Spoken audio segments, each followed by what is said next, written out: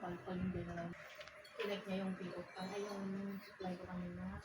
Ako kasi 1 month buffer lang naman ako kasi binigay sa akin yung budget. Baka hindi magpa. Sabi niya, oh, yung supply mo sa sinis ka na ka ng PPO. Hindi mo siya magsalita. Hindi naabot ka, no? Ilan na lang yun. Sabi ko, bang committed po yan. Sabi ng weekly usage, abot ka ng gamit. Nakatapos ng supply. Sigurado ka, hindi abot na. Paano pag hindi ma-approve yung PO mo? Sabi niya sa akin. Sige, pinagawa kong PO ka. Gawa kong PO. Eh, doon sa attorney. Punta ako kay attorney.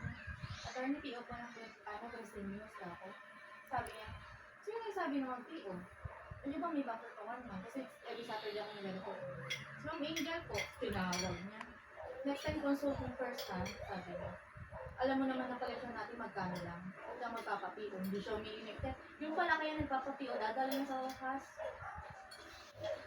Bad trip kami, ba't yan manggagaling yung supply niya, di ba?